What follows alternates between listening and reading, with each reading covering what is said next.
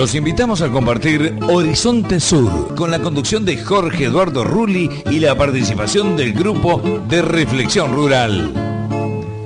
Horizonte Sur los invita a una mirada desde la ecología sobre la política, el peronismo y los nuevos colonialismos, los modelos de las nuevas dependencias que nos colonizan, la soja, la megaminería, los agronegocios y la producción de biocombustibles. Nos desvelan las amenazas a nuestra soberanía y a nuestros patrimonios.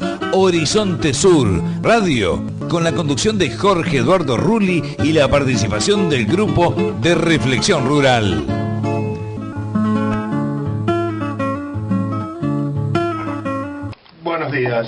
Buenos días a todos en Horizonte Sur.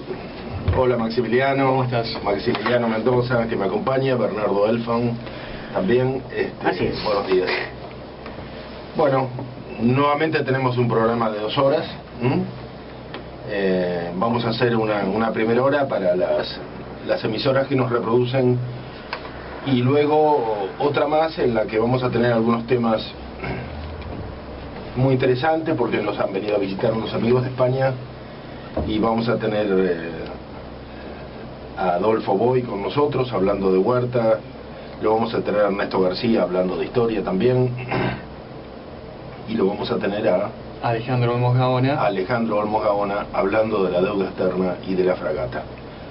Bueno, a modo de editorial y justamente porque se está cumpliendo un segundo aniversario de la muerte del expresidente, yo quería, y porque estuve ayer terminando de corregir las galeras del libro que va a aparecer antes de fin de año, que se llama, un libro mío que se llama Peronismo, Cuentas Pendientes, un libro que lo vamos a editar a través de una edición de autor, porque no es, comprobé que la hegemonía del discurso único en la Argentina es realmente impresionante,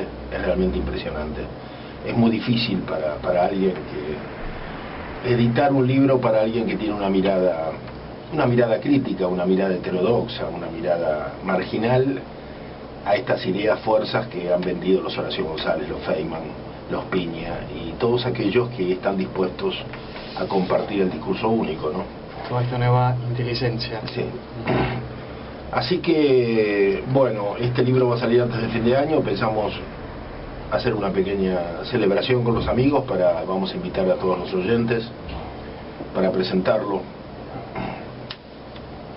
Y en el epílogo decimos que la decisión de escribir este libro me ha significado el esfuerzo de volver al pasado, y no solo volver al pasado con todo el esfuerzo y muchas veces la tristeza que ello significa, sino volver para revisarlo e indagar sobre los senderos que seguimos o que podríamos haber seguido y no seguimos. Las causas que nos llevaron a esos caminos y sucesivos fracasos y desnaturalizaciones tienen mucho que ver con el actual progresismo que impera en la Argentina. Como tantas otras vicisitudes de la Argentina contemporánea, esta fue consecuencia directa del estado de catástrofe y desfondamiento de las instituciones en que con inenarrables sufrimientos nos sumergimos a finales del año 2001. Ese desastre colectivo nos exigió pensar, tanto pensar la catástrofe misma que nos arrastraba, como pensarnos a nosotros mismos en medio del estado de catástrofe. La Argentina parecía haber llegado a lo más hondo de su descenso. Pensar ese país, nuestro país, y pensarnos a nosotros mismos en su derrumbe no fue fácil.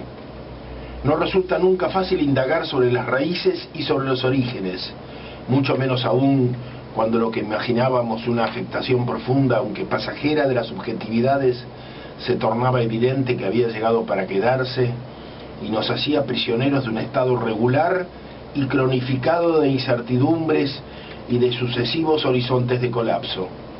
Para peor, no fuimos capaces de generar algo nuevo desde esa generalizada devastación de las subjetividades.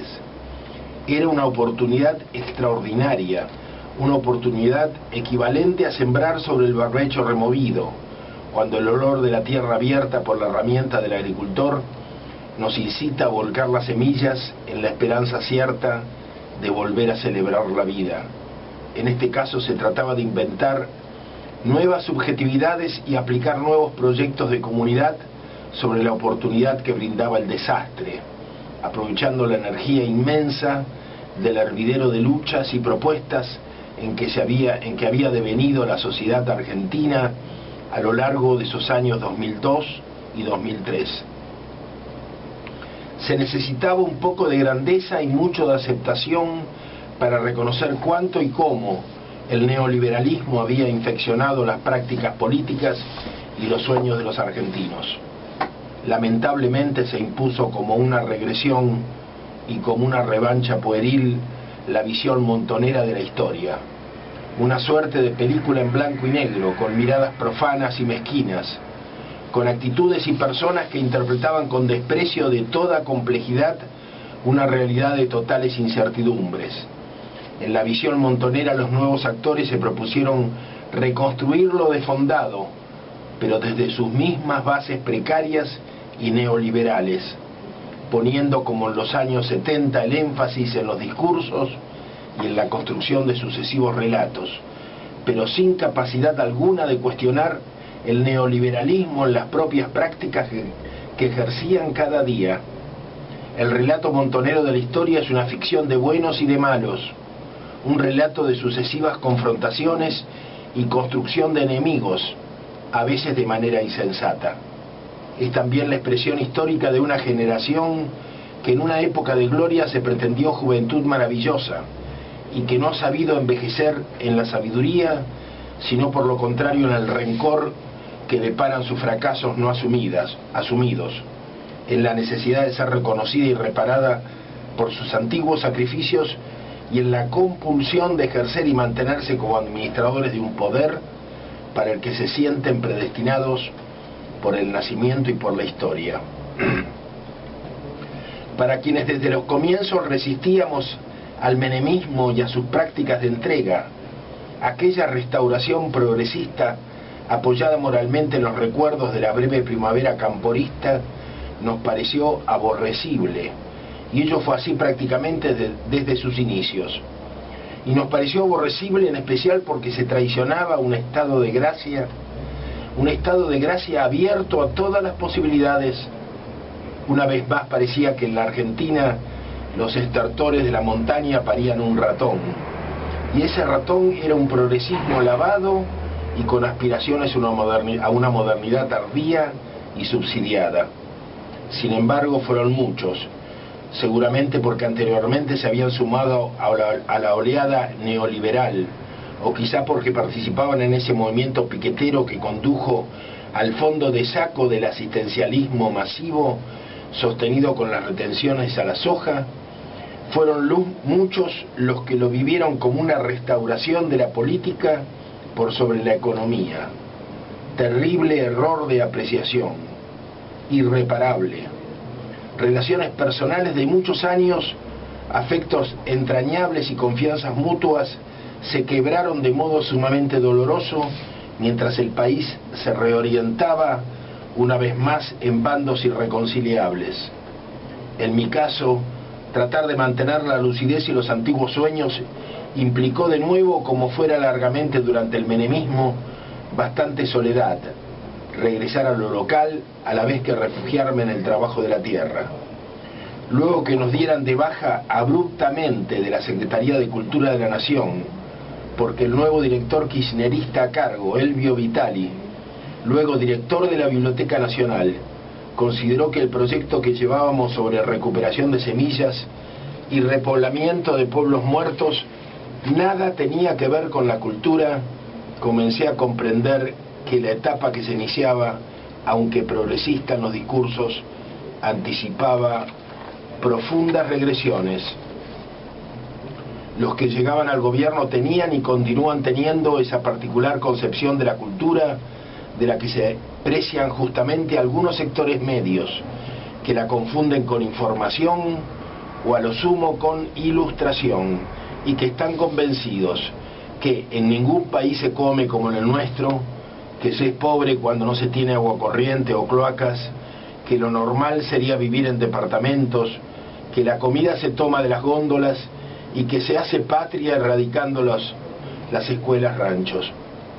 El maestro Jauretche satirizó bastante a estos sectores en su memorable libro sobre las onceras.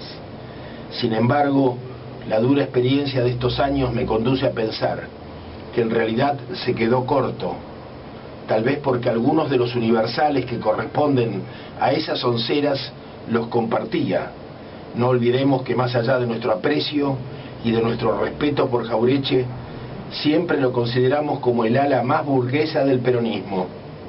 En verdad, siento un absoluto descreimiento y hasta una desconfianza social y hasta visceral sobre todos aquellos que comparten esos criterios urbanos y modernizantes, y me preocupa que desde las posiciones populares no pueda todavía tomarse conciencia de la terrible peligrosidad de quienes portan esos pensamientos progresistas cuando alcanzan posiciones de gobierno.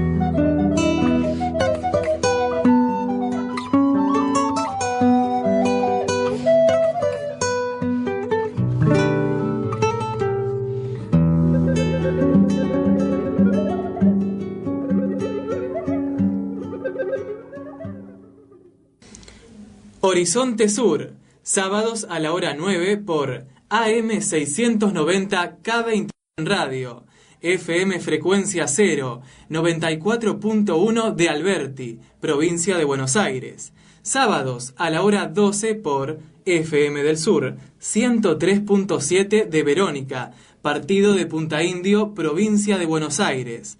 Domingos a la hora 13 por FM Cristal, 100.9 de Rauch, provincia de Buenos Aires. Domingos a la hora 18 por FM 90.7 de la Radio Pública de Marcos Paz, provincia de Buenos Aires. Jueves a la hora 12 por FM 107.9 en el Valle de Tras la Sierra, Córdoba.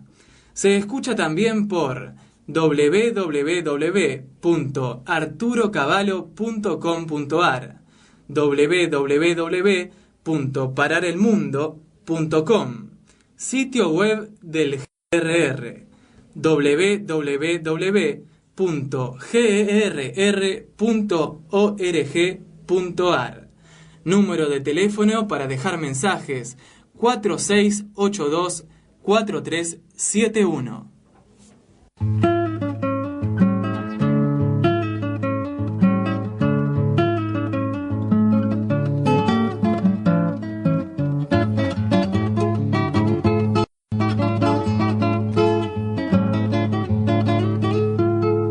Vamos en Horizonte Sur, seguimos acá con Jorge Rulli y Maximiliano Mendoza. Me presento, soy Bernardo Elfman y tenemos un saludo muy especial. Estamos hablando de Alfonso Buono, locutor argentino que vive en Salerno, Italia. ¿Y sabe por dónde nos escucha, Rulli? No. Por www.arturocavallo.com.ar. Muy bien. Los saludamos al hermano italiano, entonces. Nos estamos volviendo muy internacionales, ¿no? También por Miami, ¿no? En Miami también estamos saliendo, bueno, y Así llegamos a buena parte de la colectividad latinoamericana con muchas opiniones que yo creo que trascienden la experiencia argentina, sobre todo en el tema que va a tratar ahora Maximiliano, y que es el tema de UNASUR, y el tema de cómo la Argentina de alguna manera va dando la pauta de un nuevo proyecto para América Latina, que es un proyecto en armonía con la necesidad de los mercados, ¿no? Bueno, Así pero es. sigamos. Así es. Si me permitís, Jorge, vamos a plantear los teléfonos acá en vivo, ¿no? Porque Dale. realmente tenemos un teléfono donde Arturo Cavallo nos planteó que la semana que pasó en 2 horas hubo más de 70 llamados, ¿no? La verdad que una barbaridad para ese tiempo radial. Sí, sí, sí. Así que ahora en vivo lo pueden hacer al 4642-5533 o al 4642-5315. Estos teléfonos yo sugeriría que fueran para estimularnos, y las críticas que lo llamen a caballo. ¿Qué te parece? Y Me parece dividimos las tareas. excelente, ¿no? excelente. Porque igual él no transmite nunca críticas. Así que sería bueno que un aliciente en ese sentido. Claro. Sí. Bien. Bueno. ¿Cómo siguen? Y yo le quería hacer una pregunta, Jorge. Ahí está. Para la gente de tu generación, ¿qué significaban las palabras patria grande, Unión Latinoamericana? Oh. ¿Qué cosas te decía eso, por lo menos en la juventud? Y Patria Grande era algo que después lo vamos a hablar con Ernesto García cuando venga con su columna histórica, ¿no? Uh-huh. Pero era algo que nos aceleraba los pulsos, ¿no? Uno sentía que el corazón galopaba. La Patria Grande, ¿viste? Volver, unirnos por las fronteras. Yo tenía 16 años la primera vez, o 17, que conseguí un permiso de mi padre para viajar a la banda oriental a participar de las luchas a favor del Partido Blanco y del herrerismo, ¿no? De las primeras, cuando ganaron una elección, nos fuimos todos para allá. Me acuerdo verlas pintadas contra Rojas y Aramburu en el puerto de Montevideo. Uh-huh. Y lo mismo en Bolivia, ¿no? Compañeros estaban en la conducción del movimiento obrero boliviano, y nosotros siempre pensábamos que el retorno de Perón, si se hacía tal como nosotros imaginábamos a través de un proyecto revolucionario, debía de contar, y se descontaba que iba a tener el apoyo de la milicia obrera boliviana, que tenía que cruzar la frontera porque eran hermanos, ¿no? Uh-huh. Ahora que alguna gente los llame bolitas, a mí me duele mucho y me hace sentir como un dinosaurio, ¿no? Como hombre de otra época, ¿no? porque para nosotros ser latinoamericanos era ser hermanos. Y creo que siempre hemos esperado un gesto de ciudadanía común, ¿no? Para reparar esta balcanización que hemos sufrido. Porque, nada, estaba pensando ayer mientras leía la infinidad de noticias en relación a los homenajes que hoy van a ser los 2 años del fallecimiento del expresidente Kirchner, y a mí me llamaba mucho la atención una idea fuerza muy repetida, ¿no? De que Néstor Kirchner y la generación que lo acompañó, de alguna manera, toma el legado de ese primer peronismo y tiene la capacidad de conjugarlo en el sentido de los tiempos, conjugar el peronismo en el siglo XXI. Y supuestamente esto lo hubiera tiene adecuado, ¿no? Claro. Y esto tiene un montón de consecuencias teórico-prácticas que a mí me llaman a tratar de ir a las fuentes, ¿no?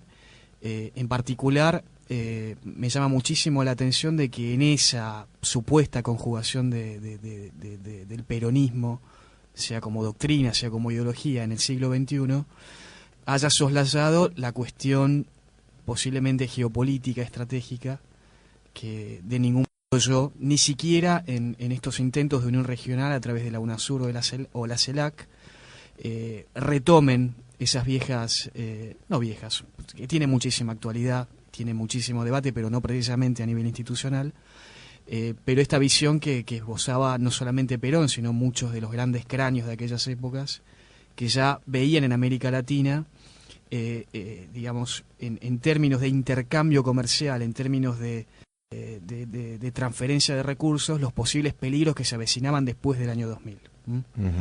Así es. Hoy le van a rendir un homenaje a Néstor Kirchner, que en estos momentos se está haciendo en la Casa de la Patria Grande, una mesa redonda, para Néstor Kirchner en tanto primer presidente de la UNASUR. Y yo traje acá, no lo voy a leer entero, pero es un fragmento de la conferencia del general Perón, pronunciada en noviembre de 1953 en la Escuela Nacional de Guerra, que dice lo siguiente, ¿no? Resulta también indiscutible que la lucha fundamental en un mundo superpoblado es por una cosa siempre primordial para la humanidad, la comida. Ese es el peor y el más difícil problema a resolver. El segundo problema que plantea la industrialización es la materia prima. Valdría decir que en este punto, que la lucha por la materia prima, el problema fundamental del futuro es un problema de base y fundamento económico, y por tanto la lucha del futuro será cada vez más económica, en razón de una mayor superpoblación y de una mayor superindustrialización. En consecuencia, analizando nuestros problemas, podríamos decir que el futuro del mundo, el futuro de los pueblos y el futuro de las naciones estará extraordinariamente influido por la magnitud de las reservas que posean, reservas de alimentos y reservas de materias primas. Y ahora, viendo el problema práctica y objetivamente, pensamos cuáles son las zonas del mundo donde todavía existen las mayores reservas de estos dos elementos fundamentales de la vida humana, el alimento y la materia prima. Es indudable que nuestro continente, en especial Sudamérica, es la zona del mundo donde todavía en razón de su falta de población y de su falta de explotación extractiva, está la mayor reserva de materia prima y de alimento del mundo. Esto nos indicaría que el porvenir es nuestro y que en la futura lucha nosotros marchamos con una extraordinaria ventaja a las demás zonas del mundo que han agotado sus posibilidades de producción alimenticia y de provisión de materias primas que son ineptas para para la producción de estos dos elementos fundamentales para la vida. Si estos señores crean realmente el problema de la lucha, es indudable que en esa lucha llevamos nosotros la ventaja inicial y que en el aseguramiento de un futuro promisorio tenemos halagüeñas esperanzas de disfrutarlo en mayor medida que otros países del mundo. Pero precisamente en estas circunstancias radica nuestro mayor peligro, porque es indudable que la humanidad ha demostrado a lo largo de la historia de todos los tiempos que cuando se ha carecido de alimentos o de elementos indispensables para la vida, como serían las materias primas y otros, se ha dispuesto de ellos quitándolos por las buenas o malas, vale decir, con habilidosas combinaciones o mediante la fuerza. Lo que quiere decir, en buen romance, que nosotros estamos amenazados a que un día los países superpoblados y superindustrializados que no disponen de alimentos ni de materia prima, pero que tienen un extraordinario poder, jueguen con ese poder para despojarnos de los elementos que nosotros disponemos en demasía con relación a nuestra población y a nuestras necesidades. Ahí está el problema en sus bases más fundamentales, pero también las más objetivas y las más realistas. Justamente, ¿no? Como advirtiéndonos los peligros de una situación que ahora, por lo contrario, enaltecemos. O sea, estaba calificando como peligrosa una situación que ahora abrazamos, ¿no? Y que se hace en nombre del peronismo. Y que se hace, esto es lo paradójico, ¿no? Es una pregunta. A mí, una importante dirigente, nacida en las filas montoneras, me dijo no hace mucho tiempo que el peronismo siempre llevaba la delantera. Me dijo, cuando vino la etapa en el mundo del neoliberalismo, nosotros éramos el gobierno, y lo tuvimos a Menem. Cuando vino el progresismo, la retórica de izquierda y la sojización, nosotros somos gobierno. Y cuando venga el post-kirchnerismo, con otra situación que todavía es difícil imaginar, seguramente el peronismo va a tener también una versión para mantener el gobierno. ¿A vos, Maximiliano, qué te hace pensar esto que a mí me dejó helado? Porque cuando uno escribe que hay una pasión por el poder mismo, sin ningún horizonte de utopía, está diciendo un discurso. Cuando te lo encontrás encarnado en el pensamiento de una persona, te pone la piel de gallina. Uh-huh. Porque es lo que nosotros escribimos y tanta gente vive, y lo viven con una pasión desmedida, que es vivir el poder. Y el peronismo o cualquier otra camiseta no le significa nada, más que la justificación para seguir apropiándose del poder con una tribu que piensa como ellos. Uh-huh. Yo creo que hay que pensar la posibilidad de que el poder como tal se apropió del discurso e hizo propio el discurso de las luchas populares. Me parece que ocurrió eso y que es el fenómeno que trajo aparejado la llamada posmodernidad, ¿no? En la cual, claro, el poder como una fuerza en sí mismo. Como los grupos de poder se apropian de los significantes a piacere. Eso. Y punto. Digamos, el antiguo significado, el significado primigenio, transmite, sea por historia oral, sea por una tradición que se mantiene de generación a generación, eso no importa, porque además también se encargaron de quebrar la comunicación entre las generaciones, ¿no? Y esto hoy se llama peronismo y se llama patria grande, por eso se llama simulacro. Yo quiero entender que entonces, en esta etapa siniestra, los que se autodenominan peronistas, y que han inventado esta situación, también han establecido o propuesto para la América Latina, han ratificado un discurso progresista o hasta de izquierda para confirmar un modelo extractivo, un modelo extractivista, productor de commodities, armonioso con las necesidades de los grandes países o de los mercados y de las corporaciones. Bueno, porque ese estilo que se extiende a toda América Latina, que está a favor de las semillas transgénicas, que está a favor de la producción animal en encierro y con alimentos balanceados, como puede ser el pescado en Chile, el salmón enjaulado en Chile, o pueden ser los pollos de la Argentina, de Grobocopatel, o puede ser la carne en feedlot, los vacunos en feedlot, las commodities, como puede ser el aceite de palma o el aceite de soja, y el extractivismo descarado, como es la megaminería. Ahora, este proyecto, que tiene como compensación negativa que muchos de nuestros países son enormemente deficitarios en alimentación para sus propios pueblos, y estamos también refiriendo a Cuba, que produce commodities como el azúcar o como el níquel, y que no puede resolver su problema alimentario, el caso de Venezuela y el caso de la Argentina, como países que están en una situación de inseguridad alimentaria bastante importante, ¿no? Cuando no extrema. Claro. O sea, pero este es un modelo, más allá de los discursos y de las épicas propias de cada país, de las historias legendarias de algunos de sus líderes, Hablé de Cuba, podríamos hablar del Uruguay también. Los principales hombres de la guerrilla Tupamaros hoy es gobierno. Aparte de estas situaciones casi anecdóticas, a veces folclóricas, hay un modelo común que enhebra a nuestros diferentes países y donde me parece que este peronismo de los 70 ha tenido mucho que ver para darle una conformación modélica. Antes de continuar, porque está para muchísimo más, estamos en línea, ahora sí, Alejandro. Posiciones de gobierno. Que, bueno, hablando del tema de los simulacros y continuando con estas reflexiones sobre la dependencia, vamos a hablar de lo que sucedió la semana pasada con el secuestro de la fragata Libertad en Ghana, más precisamente en la ciudad de Accra, en relación con la deuda externa y los fondos buitre, ¿no? Así, permitime antes de presentarlo decir que Alejandro Olmos Gabón, autor del libro La deuda odiosa. ¿No? No, es su padre. Ah, su padre. Claro, su padre. Claro, que es el... No. Bueno, ahora Perdón. No. Le dejamos a Olmos Gabón a que nos aclare el tema. Hola, Alejandro. Ahí está, salúdelo. Alejandro, ¿estás en el teléfono? Estoy en el teléfono. Hola, ¿cómo te va? ¿Qué tal? ¿Cómo estás? Bienvenido a Horizonte Sur. Igualmente. Bueno, aclararnos esta el tema del... de las jóvenes generaciones. Mi padre escribió un libro que se llama Todo lo que ustedes quieren saber sobre la deuda externa y se lo ocultaron. Y yo escribí un montón de años después, en el 2005, La deuda odiosa, Claro. que es un análisis jurídico histórico de una doctrina norteamericana que tiene como pauta fundamental que una deuda no utilizada en beneficio de un pueblo es una deuda ilegítima y puede ser repudiada.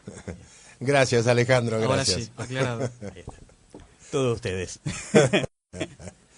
Bueno, Alejandro, hemos deseado tenerte aquí para que aclares a muchísima gente que, como nosotros, deben haber quedado bastante afectados por esta situación del secuestro de la fragata Libertad en Ghana, por muchas cosas, porque afecta a nuestra soberanía, porque demuestra la imprevisión total del Ministerio de Relaciones Exteriores, porque nos hace pensar que si estas cosas no ocurrieron antes, es como me decía un dirigente sindical ayer, es porque no tenemos ningún barco de bandera argentina, ni nada que se puedan quedar.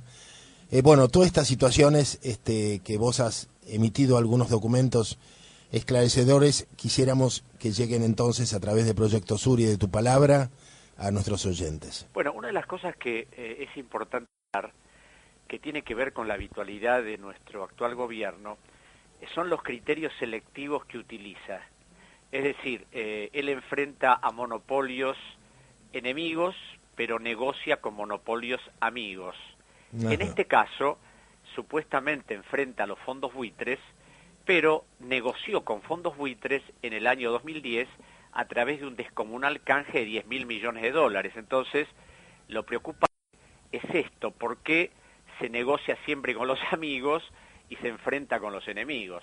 En el caso puntual de la fragata, es decir, todos los tratadistas de derecho internacional que han hablado, inclusive la presidenta al principio de semana dijo que se ha violado el derecho internacional. Esto es absolutamente un disparate y todos hablan en abstracto, porque claro, si vos hablas en abstracto y ves que la Convención de las Naciones Unidas sobre el Derecho del Mar, en su artículo 95, establece que los militares tienen inmunidad soberana, el artículo 32 dice exactamente lo mismo.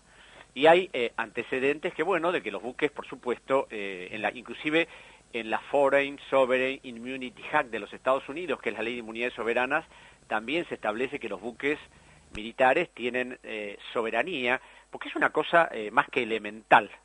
El problema es que nuestro país, mejor dicho, no el país, sus gobiernos han renunciado a todo tipo de inmunidades en esta cosa perversa que es la deuda. Y todos estos bonos que están ejecutando estos fondos buitres son bonos emitidos a partir del Plan Brady en 1992 y cuya última emisión la hizo Carlos Rucauf como vicepresidente en ejercicio del Poder Ejecutivo. En todos esos contratos se renunció. Primero, se prorrogó la jurisdicción a favor de jueces extranjeros. Segundo, se renunció a la inmunidad a la inmunidad soberana absolutamente en forma irrestricta, con dos únicas excepciones: las reservas de libre disponibilidad del Banco Central y los bienes de la Argentina en la Argentina. ¿Por qué digo irrestricta? Porque la Argentina se sometió a la legislación de Estados Unidos y Inglaterra, porque la Argentina renunció a ejercer cualquier defensa que era su derecho interno y aún el derecho internacional, presente y futuro. ¿Esto qué significa? Que si había alguna norma de derecho internacional que se dictara y pudiera favorecer a la Argentina la renunció en forma irrevocable y con anterioridad. Es decir, cualquier delincuente tiene derecho a la defensa, aun cuando lo hayan visto cometiendo un delito. Bueno, el derecho que tiene un delincuente, el gobierno de Menem, los sucesivos y los anteriores, por supuesto, se lo negaron a un país soberano porque renunciaron a todo. Y esto es específicamente lo que utiliza el Tribunal de Gana para rechazar la defensa argentina. Aún más, el juez de Gana dice que es claro que el buque era embargable porque la Argentina había renunciado a la soberanía, porque Néstor Kirchner, en el decreto 1735 de diciembre del 2004, cuando va a reestructurar nuevamente la deuda, renuncia a la inmunidad soberana, vuelve a prorrogar la jurisdicción. En el caso de Kirchner hay una cosa muy curiosa, ¿no? Pues somete a la jurisdicción extranjera diciendo que eso es porque los mercados habitualmente hacen eso. Entonces, como los usureros tienen esa costumbre, él acepta esa costumbre. Pero bueno, hizo una salvedad y dijo: no renunciamos a la soberanía en el caso de las reservas, en el caso de los bienes de la Argentina aquí, en el exterior, y en el caso de los buques, de los bienes asignados a una función militar. Entonces, el juez de Gana dice, era claro que la fragata era embargable por bonos anteriores, porque ese presidente del 2004 hizo esa salvedad respecto a los nuevos bonos que iba a emitir. Alejandro, bueno, la verdad que yo tenía varias preguntas para formularte, pero más o menos en tu introducción están casi todas respondidas. Quería preguntarte por la Ley de Inmunidades Soberanas de Estados Unidos y la Ley de Inmunidad del Estado de Gran Bretaña y sus y si esto data concretamente desde el Plan Brady o antes. No, es que acá hay un tema importantísimo, y es que como los acreedores son personas extremadamente inteligentes, inteligentes muy conectadas, además de muy conectadas, es decir, que se manejan en un ámbito donde confluyen la seguridad, los intereses y todo, a punto tal que una cosa que puede descubrir el Ecuador es que el estudio de abogados de los bancos, del Citi de Morgan, que prepararon todos estos instrumentos, es un estudio prácticamente aquí nadie conoce, Milbank, Tweed, Hanley y McCloy, que fue fundado por un tipo que fue presidente del Banco Mundial, asesor de 8 presidentes norteamericanos, y que posteriormente, precisamente en la década del 90, tuvo como abogado importantísimo, abogado estrella, a William Webster, que había sido director del FBI del 76 al 84 y director de la CIA del 84 al 92. Entonces, claro, ellos conocen minuciosamente todo lo que hay que hacer, y por supuesto, esto que vos me preguntás tiene que ver con que a medida que empezaron los préstamos en la década del 70, Estados Unidos e Inglaterra modificaron su legislación precisamente para impedir que cualquier país deudor pudiera ejercer una actitud soberana. ¿Por qué? La legislación de los Estados Unidos establecía que ningún país podía ser juzgado en los Estados Unidos. Entonces, ellos modifican ese criterio, un criterio de vieja data, y dictan esta ley de inmunidades soberanas en 1976, por la cual ningún país podía ser juzgado en los Estados Unidos, a excepción que aceptara ser sometido a juicio en los Estados Unidos, y además a condición que dijera que no era un país soberano, sino que lo que estaba haciendo a través de esa emisión de bonos era un simple deudor comercial. Es decir, la Argentina aceptaba que era un vulgar comerciante que emitía bonos de deuda y ahí sí podía ser juzgada en los Estados Unidos. Y eso es lo que hizo la Argentina, porque en todos esos contratos, además de renunciar a todo lo que les he contado, dijo que eran operaciones comerciales susceptibles de ejecución en cualquier tribunal de cuarta de cualquier país del mundo. Y para el derecho internacional, y esto ya es una cosa que fue tomando cuerpo porque Inglaterra dictó su ley de inmunidades soberanas en 1978 y en el año 2004 las Naciones Unidas emitieron una resolución abierta a la firma de los países donde entendieron que todo país que renuncia a la soberanía, que abdica de la jurisdicción, puede ser enjuiciado en cualquier parte. Ahora, vos fíjate la barbaridad que significa que un país que reestructura en el 92 una deuda de 33.000 millones dice que no, que es un acto de comercio. Claro. Es monstruoso. Además, monstruoso. Desconociendo la tradición argentina que establecía que la Argentina no podía ser juzgada en ninguna jurisdicción, cosa que está incorporado además al artículo 116 de la Constitución Nacional.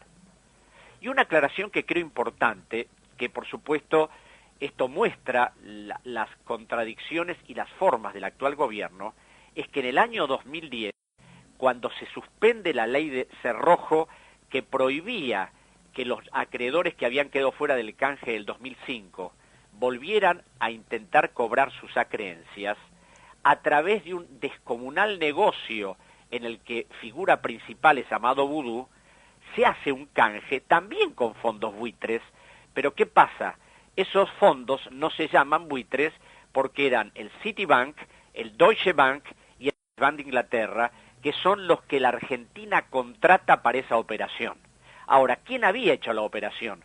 No es que la había hecho y le había sugerido al gobierno abrir el canje, una consultora Arcadia, manejada por dos sujetos, Juan Echevarne y Emilio Campo, y Emilio Campo daba la casualidad que había sido vicepresidente del 6 Manhattan Bank de los Estados Unidos y era yerno de un prominente abogado de este estudio que les voy a comentar, que naturalmente son abogados, socios de la familia Rockefeller desde el año 1930.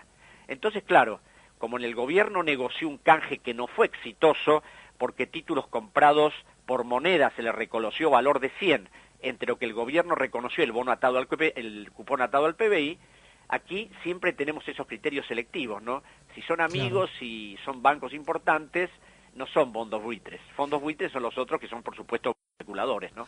Alejandro, se menciona el caso puntual de este fondo buitre que tiene que ver con el secuestro de la fragata, que es NML Capital. De Paul Singer. Claro, que supuestamente tiene una vinculación con el actual candidato a la presidencia, Mitt Romney. Con Romney, exacto. Lo que estuve, por lo menos, leyendo de la semana es que que la Cancillería estuvo muy preocupada en los últimos años por el bufete de abogados de este señor y por las acciones que estaba llevando del exterior. Claro, pero ¿sabes lo que pasa? Yo te voy a dar otro detalle. Por eso me llama mucho la atención la falta de previsión, si es que ya estaban alertados, ¿no?, por esta acción. Es que acá hay algo que extremadamente, no sé de qué manera llamarlo, pero bueno, ustedes podrán comentarlo después, que a mí siempre me llamó la atención. La Argentina, para hacer sus operaciones de deuda a partir del 89, el canje Brady y todo lo que pasó después, contrató un estudio de abogados que se llama Cleary, Gottesdien y Hamilton. Estos abogados, curiosamente, no solo aparecieron en esa misma época en la Argentina, sino en el Ecuador, en Brasil, en todas partes. ¿Qué ocurre? Ellos intervinieron en todas las operaciones que hizo la Argentina de negociar, de emitir bonos, el plan Brady, etcétera, etcétera. Estos abogados, además, fueron recontratados por Eduardo Duhalde en el 2002. El decreto 319 de marzo del 2004, cuando Kirchner plantea las primeras pautas de lo que iba a ser el canje, acepta a estos abogados que hoy son abogados de la Argentina, son los que han recontratado subcontratado a unos abogados en Ghana y que han ido ahora a Ghana para tratar de ver qué se podía hacer. Ahora, estos abogados son simultáneamente abogados de Goldman Sachs, del Citibank, del ACBC, del Credit Suisse, del Credit Lyonnais, de los principales grupos financieros de Estados Unidos.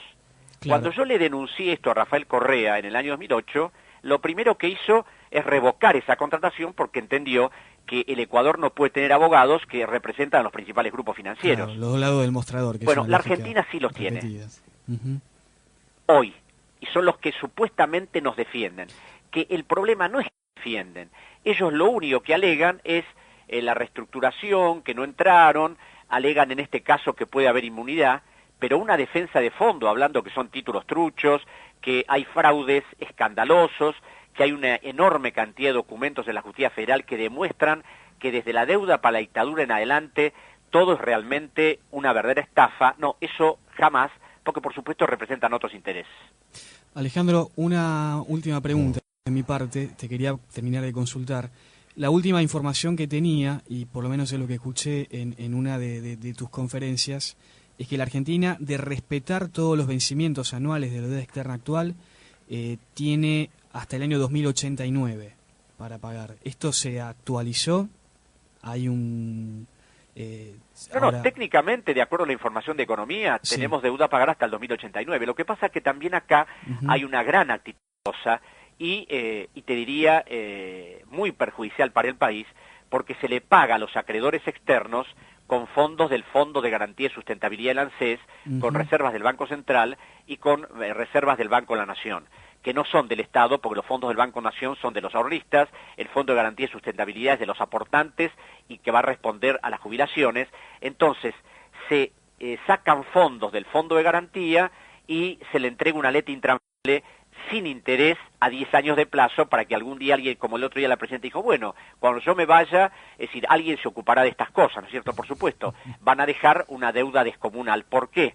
Porque esta es otra de las falacias de la que se habla del desendeudamiento. Claro. Y cuando se habla del desendeudamiento, yo siempre digo, perdón, ¿cómo desendeudamiento si en el informe de la página web del Ministerio de Economía dice que la deuda pública subió el año pasado exactamente 14.663 millones de dólares? ¿Cómo hay desendeudamiento y la deuda bajó el 70% en el 2005, si en el 2005 la deuda era de 171.000 millones y hoy es de 200.000 millones habiendo pagado más de 60.000? ¿Cómo hay desendeudamiento si en este momento tenemos que pagar este año más de 10.000 millones de dólares, el año que viene casi 12.000 millones de dólares, otro año más 14.000 y seguimos pagando? Pero ¿qué es lo que pasa? Pagamos, refinanciamos, capitalizamos y esto es una bola que sigue, pero bueno, es decir, se largan cifras mentirosas que no responden a la realidad y así seguimos porque lo mismo pasó en la época de Menem, ¿no? Bueno, impresionante, Alejandro, impresionante. Cuesta reponerse de este agobio, ¿no? Mientras otros festejan estas políticas, esta mirada tuya esclarecedora. No, además, perdón, discúlpame que te interrumpa, ¿no? Pero otras cosas notables es esto de la asignación universal por hijo. Nadie dice que en este momento la asignación universal por hijo se está pagando con un crédito del Banco Mundial de 486 millones de dólares a tasa variable a 26 años de plazo. O sea que en este momento la tasa es baja, pero si la tasa creciera exponencialmente como la década del 80 y tendríamos una deuda descomunal, a pesar de que el ministro Lorenzino dice que ya no pedimos más créditos a los organismos bilaterales. Y a esto se suma que en el informe de la página web del ANSES dice que este fondo de garantía para los jubilados creció el año pasado un 12%, con una inflación del 24%. ¿Creció o se depreció el fondo? Qué bárbaro. Bueno. En fin, sin palabras. Sí, sin palabras. Se nos está terminando la tarjeta de manera que... Bueno, les mando un abrazo. Y no tenemos papel. Además de otras cosas que se están dando. No, después me pueden llamar a Buenos Aires porque ahora estoy en Bolívar, pero bueno, en cualquier otro momento estoy en Buenos Aires. Te vamos a llamar, Vamos a darnos un tiempo para reponernos y te volvemos a llamar. Con mucho gusto. Un gran abrazo. Sí. Bueno, a ver un poco de música como para mitigar. Sí. Antes de la música, si me permiten, quería plantear algo chiquito sobre la nota. Primero, felicitarlos tanto a Maximiliano Mendoza, un oyente, y a Jorge Rulli y al entrevistado, ¿no? Alejandro Olmos Gaona, porque fue una nota impresionante, como dijo Rulli, pero además espectacular. Tuvo un esclarecimiento que creo que vale la pena. Y digo, ¿cómo vamos a hacer para mantener el nivel? Digo, semana que pasó, Alberto Acosta, candidato a presidente por Ecuador, que fue espectacular, claro, y esta nota. Lo que nos faltó decir de Alejandro, lo que nos faltó decir de... Yo te voy a decir, perdón. yo tengo sorpresa. Lo que nos faltó decir de Alejandro es que además fue auditor en la Comisión Investigadora de la Deuda Externa en el Ecuador, así que no está hablando a boca de jarro. Exactamente. Bueno, yo tengo una propuesta. A ver. Que en el próximo programa dialoguemos con Máximo Kirchner, que es el teórico y el jefe de la Cámpora, y que habría que conseguir una entrevista con él para que nos explique la otra versión. No sé por qué te reís. Vas a hablar solo. No, sí, pero yo lo dejaría hablar todas las 2 horas. Pero sería la única vez que alguien va a escuchar hablarlo. ¿Lo invitarías acá al estudio, al piso? Pero por supuesto. Bueno, traer una PlayStation. Porque... Ah, bueno. Si no se va a aburrir.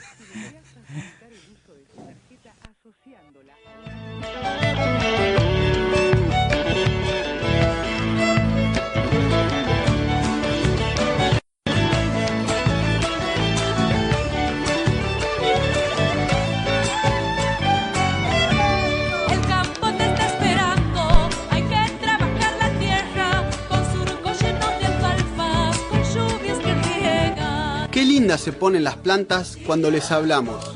¿Probaste hacerles escuchar Semillas en el Horizonte? Acordate, todos los lunes de 13 a 14:30 y los jueves la repetición de 19 a 20:30. Por FM del Sur 103.7, siempre tu mejor compañía.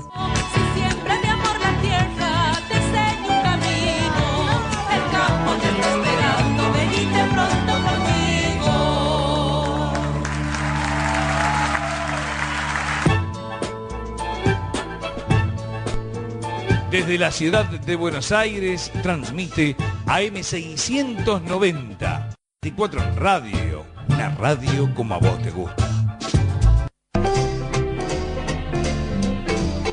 Quienes se desarrollan en la vida a través del teatro y el espectáculo en Más Teatro, Más Espectáculo, con Doris del Valle y Arturo Cavallo. Domingos a las 13 por AM690 K24 en radio, una radio como a vos te gusta.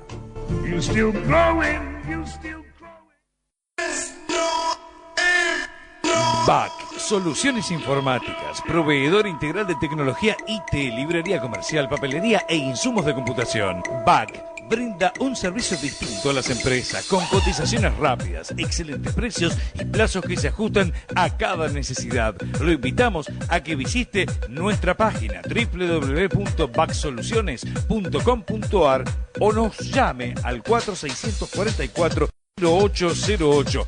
BAC, Soluciones Informáticas.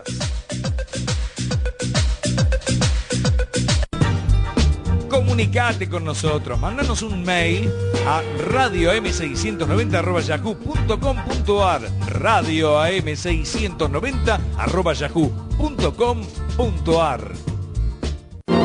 Svegliati ancora, Madonna Fiorentina. Las mañanas del domingo en AM690 son veramente al uso nostro. De 9 a 13 llega Antonio Chiato para compartir Ricordi d'Italia, un magazine de noticias, música e información para la gran comunidad ítalo-argentina en nuestro país. Recuerde, domingos Italia está de fiesta por AM690 K24 en radio, una radio como a vos te gusta. Autos Sistema 3, el gigante de Mataderos, Bragado y Pilar en Mataderos. Desde cualquier lugar del mundo, escuchanos por www.am690.com.ar, www.am690.com.ar, Argentina y el mundo. Tiempo suplementario. El mejor resumen del fútbol del fin de semana en Tiempo Suplementario. Recuerdos y la información más importante del mundo del deporte en Tiempo Suplementario.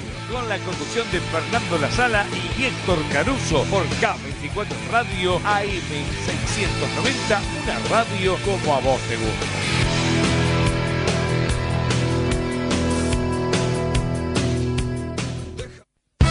No dejes que de más. Si necesitas un herrero, vení a Larrazábal, esquina Schmidel, o llama al 4644-6730. Trabajos de primera calidad y garantizados. 4644-6730. Orgullo de su mamá. El niño creció en su casa, el adolescente quería asomar. Nuevos números telefónicos para comunicarte con AM690 K24 en radio.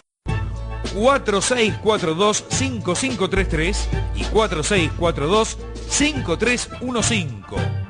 4642-5533 y 4642-5315. Nuevos medios de comunicación de K24 en radio, AM690, una radio como a vos te gusta. Addio bei giorni passati, mia piccola amica ti devo lasciare. Todos los domingos de 8 a 9, Melodías Italianas. Una realización de Antonio Faná Producciones. La voz de Estela Montes y la conducción de Tony Pescara. Domingos de 8 a 9, Melodías Italianas. Por K24 Radio AM 690. Una radio como a vos te gusta. Ricordi quelle sere che ti stringevo Desde la ciudad de Buenos Aires transmite AM 690, K24 en Radio, una radio como a vos te gusta.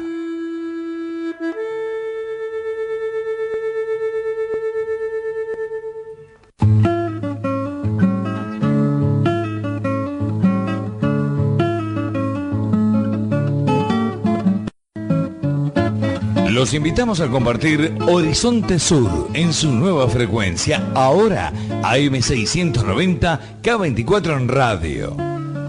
En la mañana de los sábados de 9 a 10, con la conducción de Jorge Eduardo Rulli y la participación del grupo de Reflexión Rural. Horizonte Sur en 690 los invita a una mirada desde la ecología sobre la política, peronismo y los nuevos colonialismos, los modelos de las nuevas dependencias que nos colonizan, la soja, la megaminería, los agronegocios y la producción de biocombustibles. Nos desvelan las amenazas a nuestra soberanía y a nuestros patrimonios. Horizonte Sur, ahora en AM 690, K24 en Radio, en la mañana de los sábados de 9 a 10, con la conducción de Jorge Eduardo Rulli y la participación Grupo de Reflexión Rural.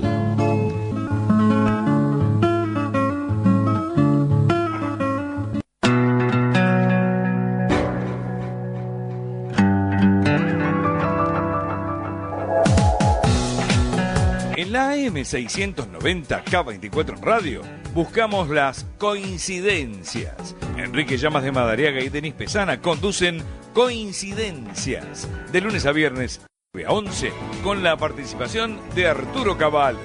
Coincidencias por K24 Radio AM 690, una radio como a vos te gusta.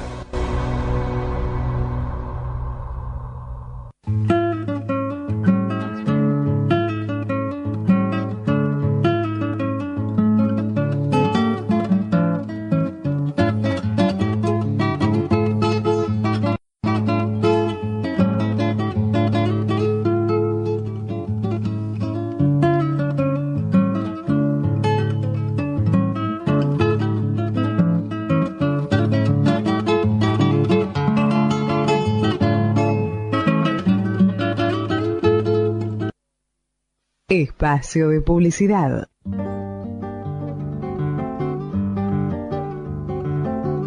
Arturo Cavallo suma al Fondo de Gestión Cultural de la Municipalidad de Pergamino y a Arturo Ceballos en la primera edición mundial de la obra de Don Atahualpa Yupanqui en libros de partituras con CD del maestro. www.arturocavallo.com.ar.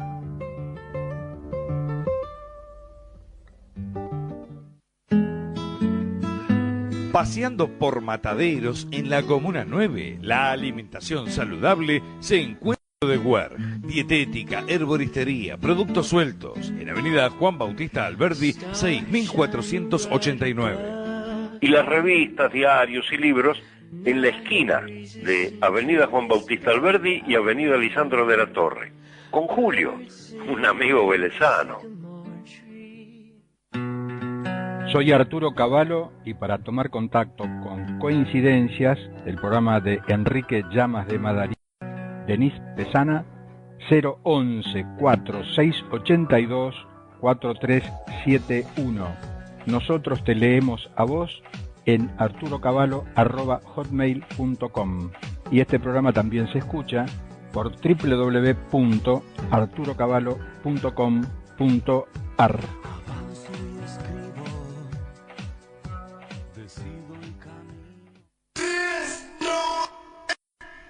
Bach, Soluciones Informáticas, proveedor integral de tecnología IT, librería comercial, papelería e insumos de computación. BAC brinda un servicio distinto a las empresas, con cotizaciones rápidas, excelentes precios y plazos que se ajustan a cada necesidad. Lo invitamos a que visite nuestra página www.bacsoluciones.com.ar o nos llame al 4644-0808. Soluciones Informáticas.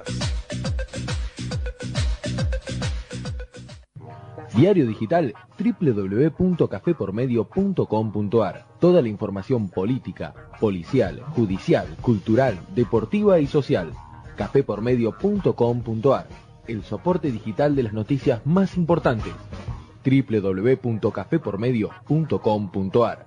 El expreso informativo de Bahía Blanca y la región. El semanario La Verdad del 9 de julio, provincia de Buenos Aires, refleja la vida de casi 50.000 ciudadanos que la habitan. Está en los kioscos de los 12 partidos. La Verdad del 9 de julio, dirigido por Omar Bello.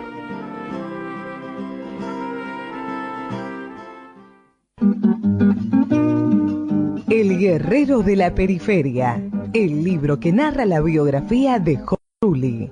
La vida de uno de los hombres más destacados y aguerridos del peronismo. La historia de un hombre que desafió las furias del poder militar y oligárquico en una época turbulenta de la Argentina, cuando los dilemas políticos se dirimían con el fuego de las armas. El guerrero de la periferia, la vida de Jorge Rulli, contada por Juan Mendoza en todas las librerías.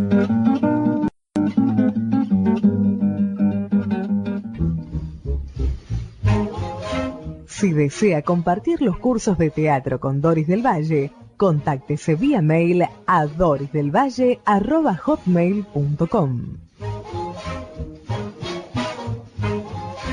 Fin de espacio publicitario.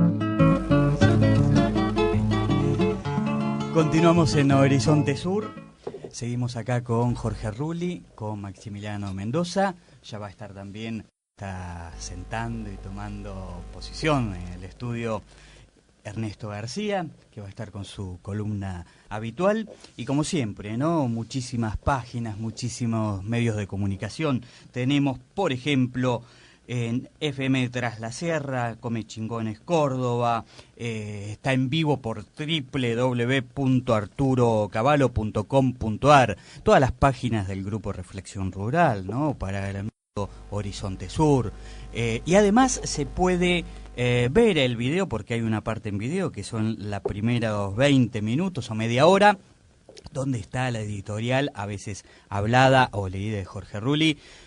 Lo vamos a tener en lo que es el canal de YouTube, ¿no? Donde después se dispara por todas las páginas del GRR. Me estoy refiriendo a Verex Producciones, que es www.youtube.com/user/Verex Producciones. Los números telefónicos, ¿no? Para que la gente se siga comunicando: 46425533 y 46425315 ahora, en vivo. Permitime pasar un aviso. El próximo viernes a las 21 horas vamos a estar en San Miguel, más precisamente en el Teatro La Herrería, que está en Sarmiento al 2000, Agüero, en San Miguel, pasando la película Hombre bebiendo luz, el documental de Rodolfo Cus, del amigo Jorge Falcone. Y bueno, vamos a estar así con algunos amigos de San Miguel, por supuesto, con Federico Aliaga, Manuel Munilla y yo, del Grupo de Reflexión Rural. Muy bien. Bueno, aquí estamos. Hola, Ernesto. ¿Qué tal? Buen día.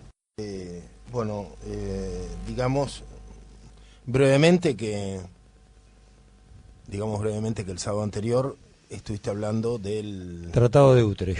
El Tratado de Utrecht, que es, de alguna manera cambió el curso de la historia mundial. En Hispanoamérica, mundial, pero particularmente a nosotros, a nuestra historia, a la historia de la conquista y de la colonización le cambió el rumbo y cambió políticas con respecto al tratamiento de los pueblos aborígenes y cambió la geopolítica. De alguna manera el rol de la crueldad quedó a mano de los españoles, pero en realidad fue la Gran Bretaña la que construyó el capitalismo y la modernidad en base al sacrificio de Indoamérica, ¿no? Esta fue, me parece, la relación. Y por eso yo quería decir, quizá porque muchos no comprendieron la importancia que vos le dabas a este encuentro, a este tratado de Utrecht. Naturalmente. Esta relación con la Gran Bretaña que se mantiene constante a lo largo de nuestra historia argentina, este tratado de otra manera se va a replicar, se va a repetir en los acuerdos de Roca-Russiman, que era el hijo de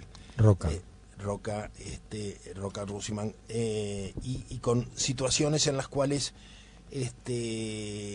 no faltó quien dijo que nosotros éramos la perla más importante o la piedra preciosa más importante de la corona de la reina de Inglaterra, y se repite actualmente con muchos argentinos que siguen pensando que lamentablemente fuimos colonizados por los españoles y no por los anglos, que si hubiéramos perdido si hubiéramos perdido ante las invasiones inglesas de 1806 y 1807, si en vez de ganarles a los ejércitos de la Gran Bretaña hubiéramos sido derrotados, quizá nos habría ido mejor en como el mundo de la Australia. habla inglesa. Lamentablemente hay mucha gente que piensa así todavía. Sin duda. Aunque resulte poco aceptable que lo digan, pero seguro de que lo piensan. Sí, yo lo he escuchado en bares de Buenos Aires, ese tipo de afirmaciones. Lástima que los ingleses no ganaron. Bueno, yo lo que creo es que Inglaterra gana con Utrecht, inicia un predominio en los mares que le facilita, después de la derrota de la Armada Invencible en 1588, le facilita dominar los mares, con lo cual le facilita el obligar a distintos gobiernos de todo el mundo a aceptar el producido de sus industrias nacientes en aquellos mercados de lo que fue después el Tercer Mundo. Inclusive en las futuras colonias norteamericanas, que se vieron obligadas a comprar los productos ingleses, hasta que Washington dijo basta. George Washington, no la capital.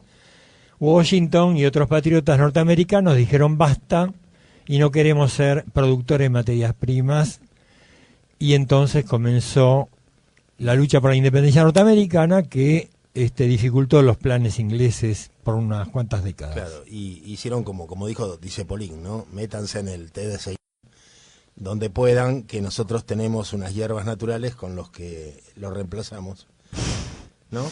Así es. Así que hay que dar gracias al compañero Washington. Pero la historia del mundo se va repitiendo, ¿no? Siempre los mismos protagonistas, ¿verdad? Sí. Acá tenemos un nuevo tema, pero siempre con Inglaterra a través de sus personeros detrás. Yo hoy traje una cosa vinculada con la terrible guerra de la Triple Alianza, donde Argentina, Brasil y su colonia, la República Oriental del Uruguay, porque en el momento en que se da la guerra de la Triple Alianza, Uruguay es una colonia brasilera. Su virrey se llama Venancio Flores, apadrinado por el general Bartolomé Mitre, siniestro personaje al que hoy nadie se atrevía a tocar, como en aquel momento tampoco los porteños se atrevían a tocarlo, hasta que después de los desastres que cometen la guerra de la Triple Alianza, donde más o menos perdemos 10.000 hombres solamente en Curapaití, también perdemos una punta de centenares de hombres en Boquerón, gracias la genial conducción guerrera de este general, poeta, militar, político argentino. Historiador. Sí, sobre señor. todo para contar su propia historia, ¿no? Sí, vamos a recolectar algunos dichos acerca de la historia de Belgrano, algo así como es la historia terrible, el dicho que ahora no me acuerdo quién es el autor, es la historia de un estúpido escrita por un estúpido. Evidentemente el minusvalor de Manuel Belgrano era terrible para este autor, que ahora no recuerdo quién fue, porque Manuel Belgrano, otro hombre al que se vincula con Mariano Moreno y fue bastante antitético en sus ideas económicas, no merecía tal agravio. Pero Bartolomé Mitre se tiene ganado todos los agravios y justificado porque su conducción política fue evaluada de manera absolutamente negativa por la condición militar de los brasileros, que subterráneamente lograron apartarlo de la conducción desastrosa de los ejércitos aliados. Bueno, el hecho es que la Guerra Triple Alianza fue precedido por varios hechos. Entre los hechos fundamentales se encuentra el presidente Mitre. El presidente Mitre, siendo gobernador de la provincia de Buenos Aires, antes de ascender a la presidencia de la Nación, de los modos extraños que tenían en aquellos días las oligarquías para lograr que sus hombres ascendieran al poder, el gobernador de la provincia de Buenos Aires, Bartolomé Mitre, antes de ser presidente de la Nación, inaugura la estación de la Plaza Constitución del Ferrocarril Sud. ¿Qué dice en ese momento el futuro presidente Mitre?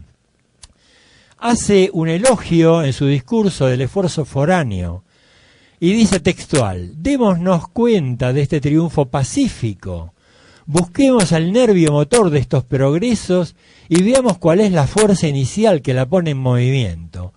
¿Cuál es la fuerza que impulsa este progreso? Señores, es el capital inglés.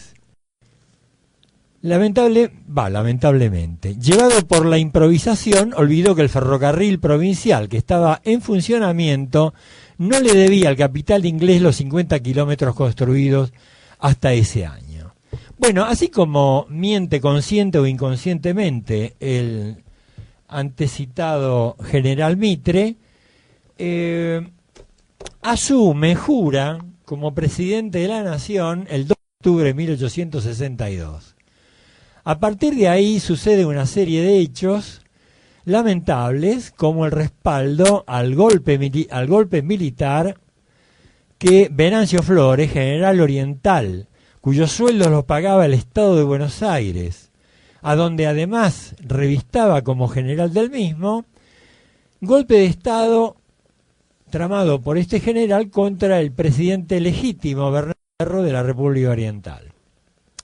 El presidente Mitre tiene una correspondencia con Venancio Flores, donde le manda, todavía siendo gobernador de la provincia, Mitre, una carta donde dice: no olvide a los orientales. Aclaramos nosotros, del Partido Colorado. El presidente Berro era del Partido Blanco.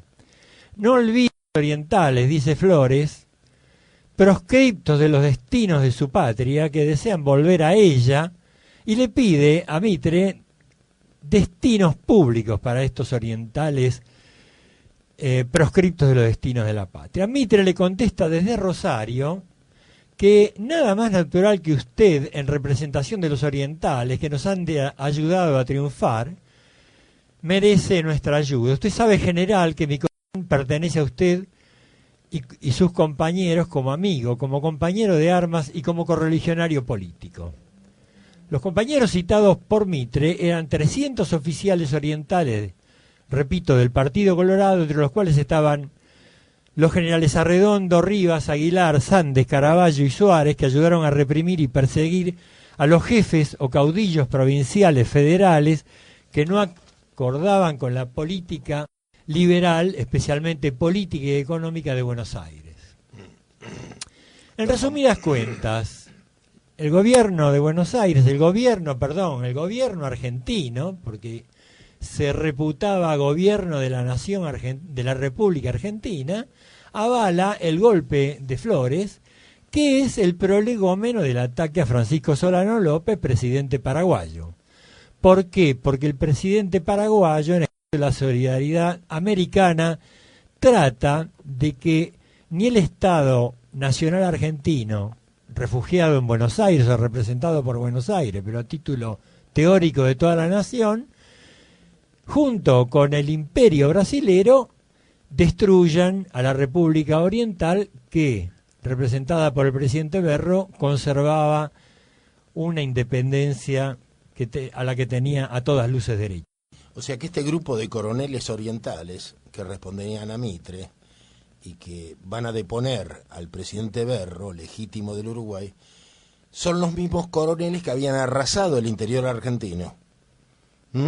Matado al Chacho, por ejemplo. Que habían matado al Chacho Peñalosa y habían destruido las últimas resistencias gauchas que se oponían a esta hegemonía del puerto de Buenos Aires. Exactamente. Puerto de Buenos Aires, que tenía, como dije, al gobierno Mitre, y que tenía como ministro de Relaciones Exteriores a un señor llamado Rufino de Elizalde, yerno de un político importante brasilero llamado Pereira Leal, absolutamente influido Elizalde por los brasileros, por el imperio esclavista de Pedro II, y que era absolutamente cómplice de la política mitrista, y ambos se la pasaron mintiendo y ocultando la ayuda a Venancio Flores para derrocar a Berro, la ayuda en hombres, en material a Flores, y además propendiendo indirecta y después directamente a la destrucción de la única república verdaderamente independiente, que era la República Paraguaya. La República Paraguaya era autónoma, bajo las direcciones sucesivas de Francia, Carlos Antonio López, que justamente fallece en el año 1862 y que deja a su hijo Solano a cargo de la República Paraguaya. Nosotros podríamos decir que Francisco Solano López tenía la ambición de convertirse en el Bolívar o en el San Martín sudamericano. A la luz de los hechos, pensamos que Francisco Solano tenía derecho a ambicionar tal cosa, pero vamos a continuar en la próxima. En la próxima, sí, me parece que nos queda por delante. Sería la guerra del Paraguay, ¿no? Exactamente.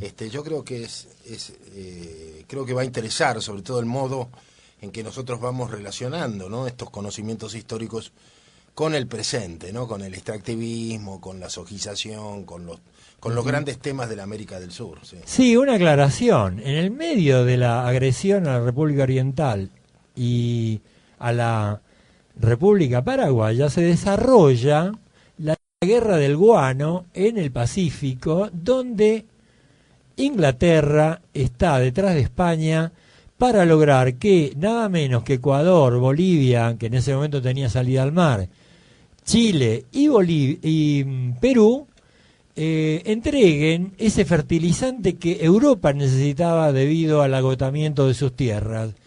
Esto tiene que ver con el tema sojero, porque acá ya no Inglaterra, o quizá también Inglaterra, pero fundamentalmente Estados Unidos a través de Monsanto, trata de usar las reservas de las todavía fértiles tierras argentinas para proveerse y lograr la sumisión que aparentemente o casi con certeza está logrando.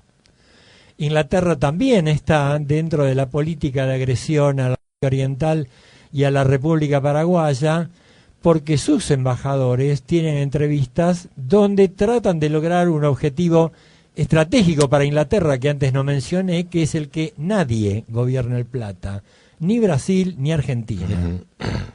Bueno, y recordemos que nuestra fragata Libertad está secuestrada en Ghana, que pertenece al Cornwall. O sea que responde a la corona británica. Siempre lo mismo, ¿no? A propósito de la visita de nuestra embajadora a la reina días pasados en una fotografía que conmovió a todos, particularmente por el particular sombrero que decidió llevar nuestra embajadora, pero que en realidad no es costumbre, parece, de que sea la reina la que reciba a los embajadores. Nos y en este caso a Alicia Castro. Alicia Castro, sí, una compañera tal, ¿no? En este caso más parecía una burla que un homenaje. Estando secuestrada la fragata, más pareció una burla que un homenaje a nuestro país. Bueno, vamos a un corte, a una cortina, y luego continuamos con nuestros amigos llegados de España.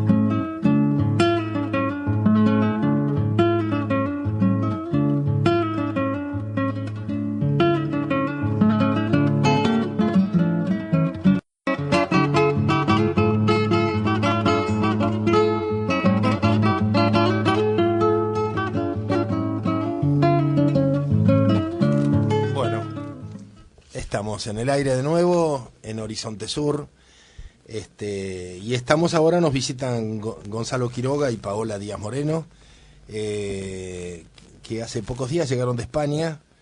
Bueno, Paola es española, Gonzalo es nacido aquí, son antiguos amigos del Grupo de Reflexión Rural, y de Kika Keneteman de la Roque, ¿no? Al que le mandamos muchos saludos, espero que nos esté escuchando. Y hace varios años que ustedes hicieron la experiencia de emigrar, como tantos otros argentinos, y bueno, y ahora han vuelto, y es para nosotros realmente importante recibirlos y puedan contar, ¿no? Las experiencias que están viviendo, sobre todo por la agudísima situación que está atravesando España, y que nosotros sentimos como algo muy cercano. Además también algo muy amenazante, porque sentimos que las experiencias que están viviendo tanto Grecia como España son situaciones que nosotros podemos llegar a vivir o que estamos viviendo ya, pero que son parte de este terrible proceso que llamamos la globalización. Bueno, soy Paola, bienvenidos a Horizonte Sur. Gracias, buenos días. Buen día. ¿De dónde eres, Paola? Yo soy de Toledo. De Toledo, sí. Uy, un cruce de culturas de aquellos, ¿no? Sí. Dicen que las tres grandes religiones se cruzaron allí, ¿no? Sí, en Toledo hay mucha mezcla de Hay mucha gente, mezcla, sí. Hubo mucha brujería, Sí. pero hubo también un gran aprecio por parte del mundo católico a sabios musulmanes, como no se dio en otro lugar, una asimilación extraordinaria, ¿no? Sí. En Toledo. Traductores también. Sí, sí. Sí, es muy rica el cruce de las culturas. Siempre enriquece. Así que bueno, les cuento un poco de Navaluenga. Sí, ahora vivimos en... Navaluenga, ustedes están viviendo en Navaluenga, ¿qué es eso? ¿Es en qué zona de España? Es en la provincia de Ávila. Ávila. Sí, comunidad autónoma de Castilla y León, y es un pueblito de unos 2.000 habitantes, cerca de la montaña. Sí, vos, Jorge, hablabas de la crisis. Quizá algunos amigos míos acá en Argentina la subestiman un poco, como estamos acostumbrados a tantas crisis acá en Argentina, pero va para más largo de lo que muchos piensan. La crisis del 2001 aquí, bueno, en realidad aquí nunca hemos resuelto algunas crisis, pero digamos que la crisis del 2001 se resolvió relativamente pronto en comparación con lo que las perspectivas que tiene España en estos momentos. Entonces, bueno, y la situación del mundo rural es muy complicada porque si ya venía con un abandono muy grande de infraestructuras, lo que tiene que ver con la educación, la salud, etcétera, ahora la caída es muy fuerte.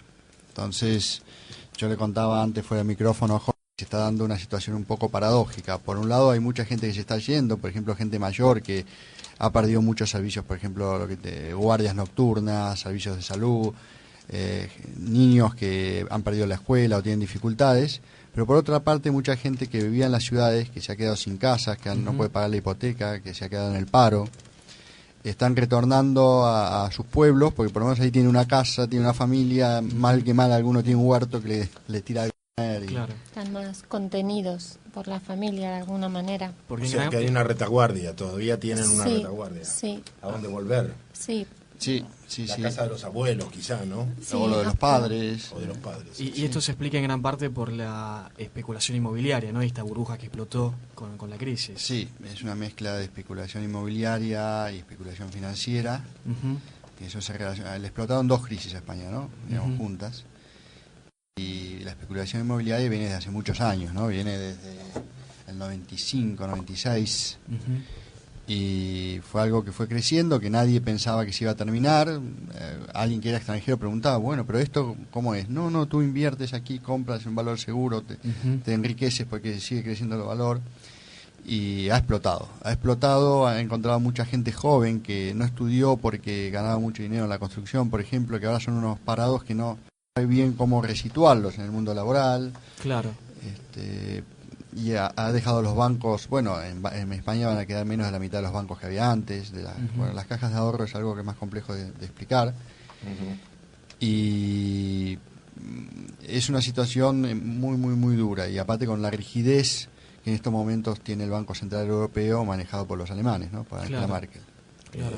Hoy los diarios anuncian que 1 de cada 4 españoles estaría desocupado, ¿no? Y que es el peor índice de la era democrática y el mayor de la Unión Europea. Sí. Supera el 25% de la población activa en paro, ¿no? Y yo me acuerdo haber vivido, yo viví en España en el 82 y ya el paro se sentía y no tenía nada que ver con esto, ¿no? Y claro que había un subsidio de desempleo que ahora no sé si lo hay. Sí, sigue existiendo. Y yo me acuerdo que la costumbre de los desempleados era estar en las tragaperras.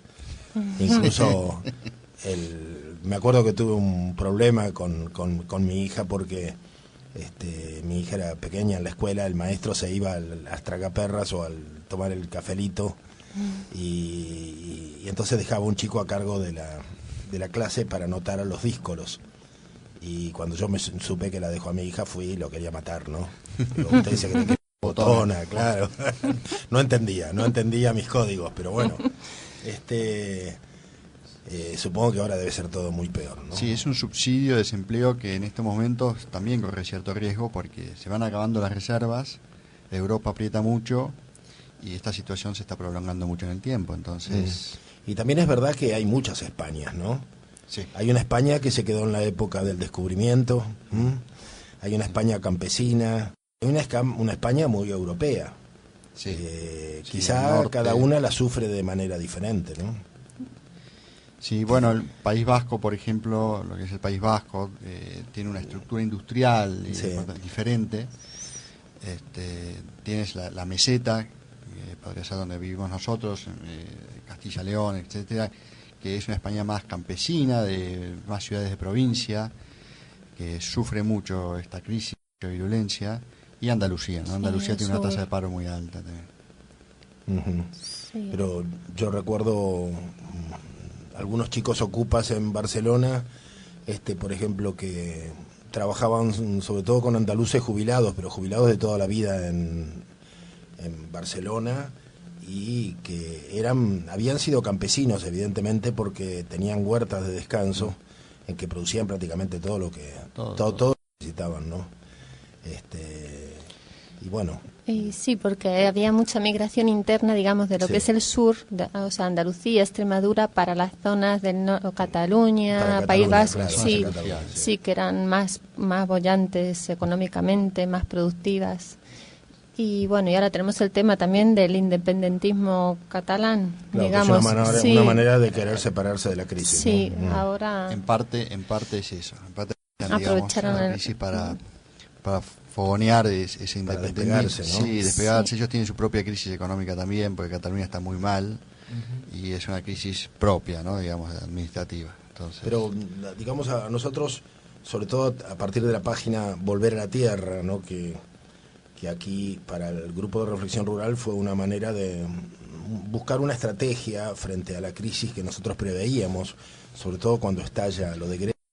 Sí. Y cuando aquí se descubre de golpe que se acabó el petróleo, lo que veníamos anunciando, y la Argentina estatiza el paquete o una parte del paquete de Repsol, y nos encontramos con los pozos agotados, y la compra de combustible, se va todo el dinero de la soja, o en la deuda, o en comprar combustible, o en pagar a los desempleados.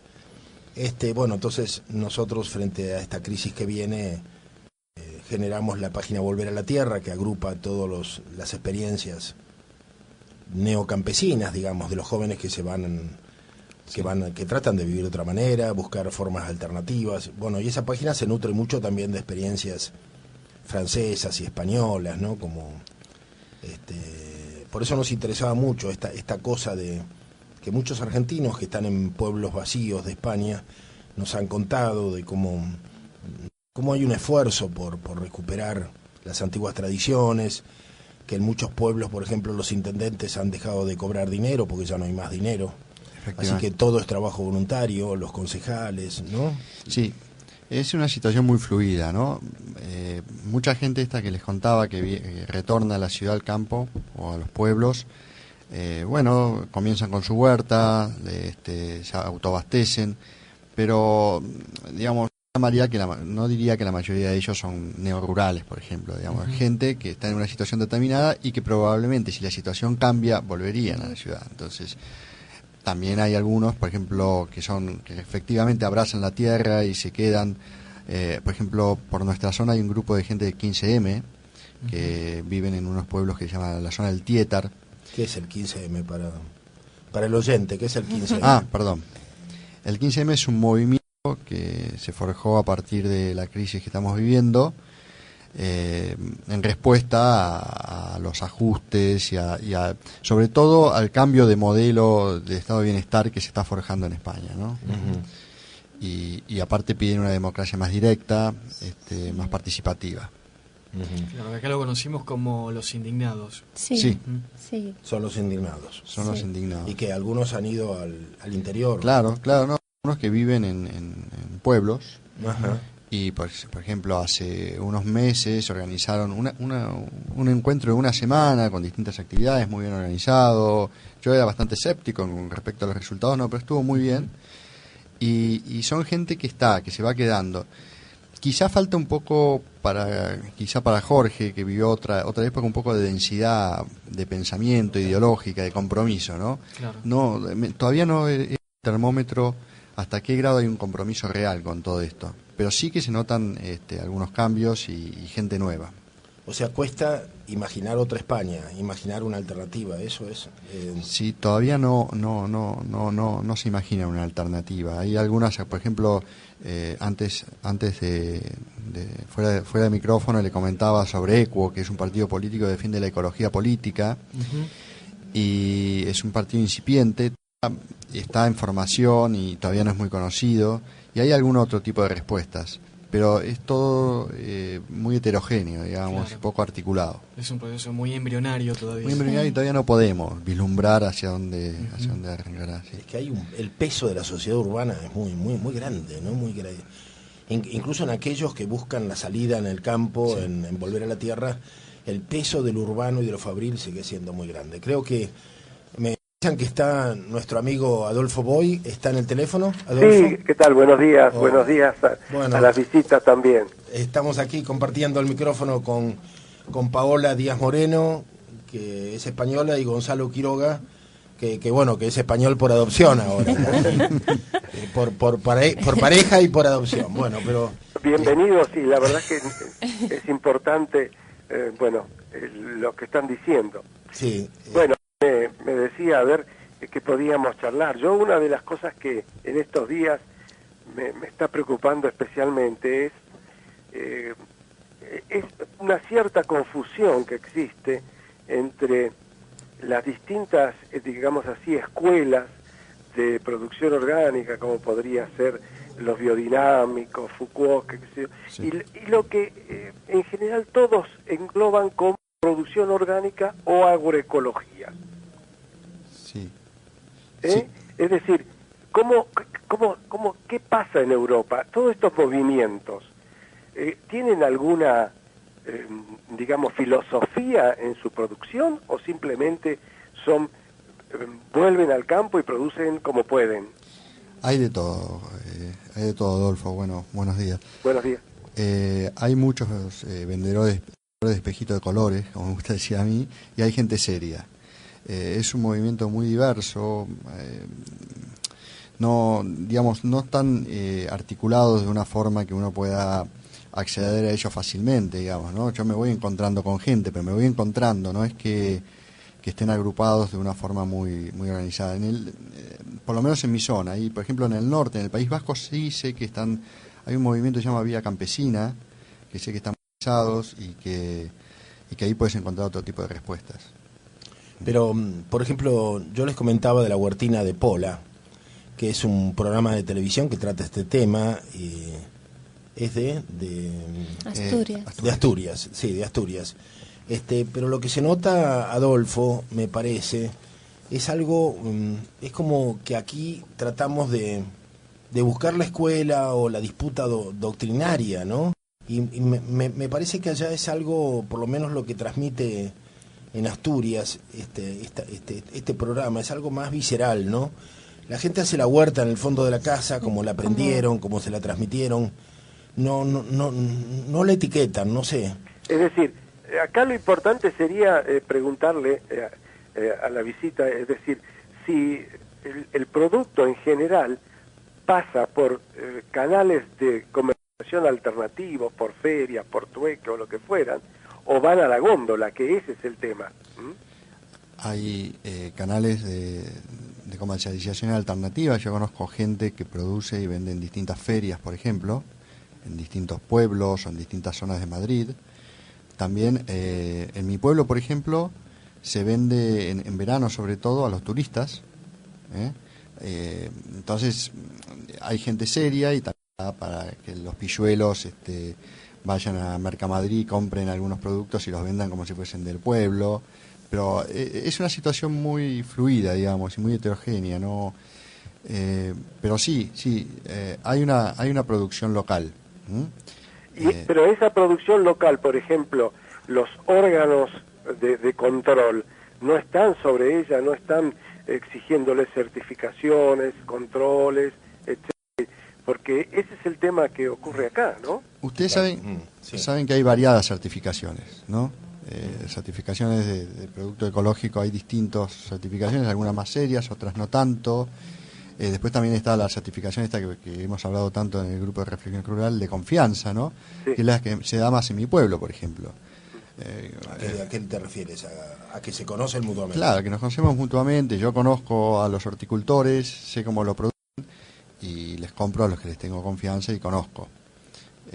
No hay otro tipo de control. Aparte es una situación anómala, digamos, es informal, no está legalizada, digamos, ¿no? Es aceptada, pero no es legal, digamos, porque, por ejemplo, los comercios, el que tiene el supermercado se queja de que haya gente que venda productos de su huerta en la plaza.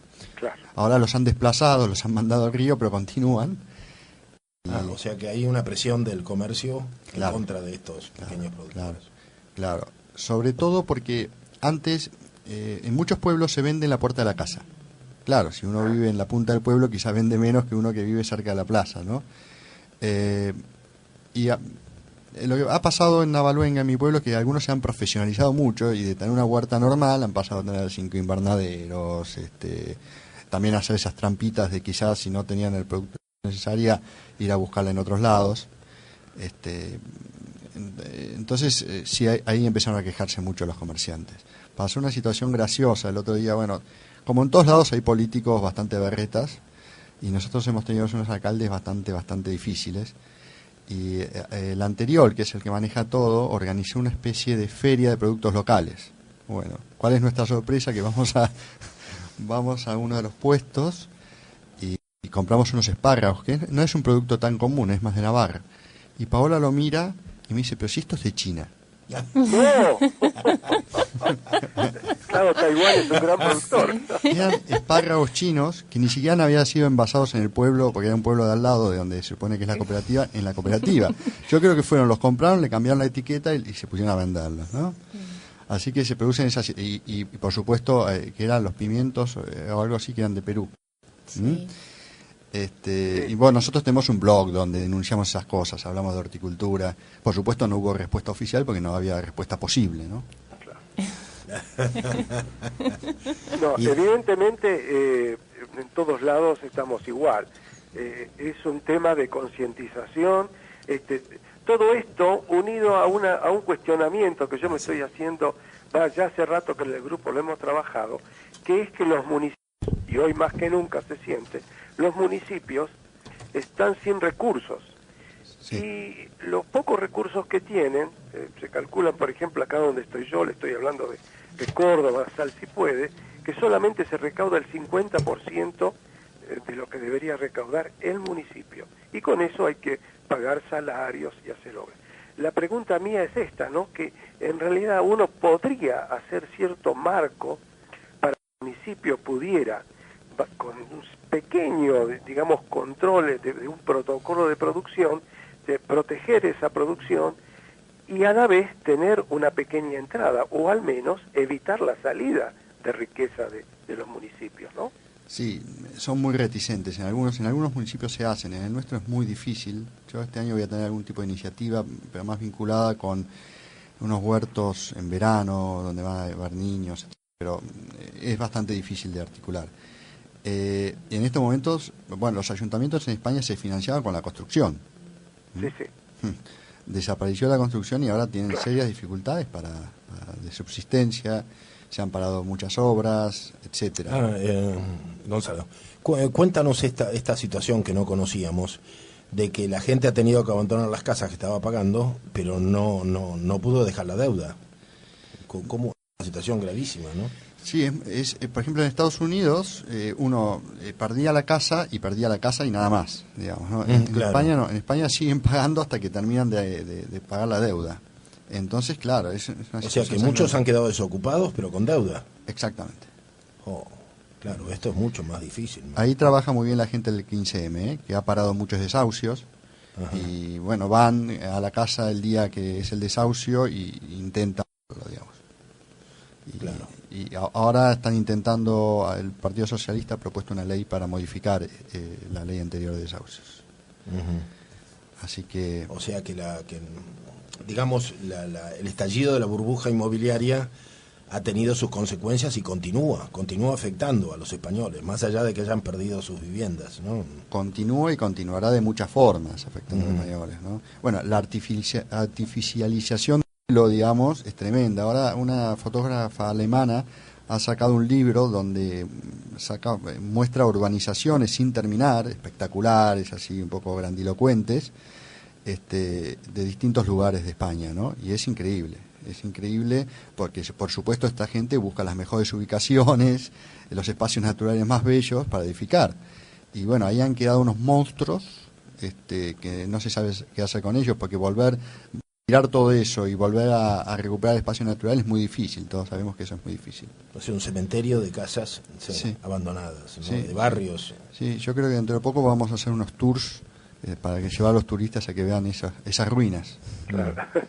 La ruina de Pompeya, vamos a hacer una reedición. Claro. La burbuja inmobiliaria de España. Está bien. Sí, bueno. La última pregunta, sí. ¿Dónde se van a producir en la Argentina? ¿Se van a radicar? No, nosotros estamos en España. O sea, hemos venido de visita. De visita. Paola. Sí, venimos de visita unos días para ver a la familia y bueno, y volvemos para allá.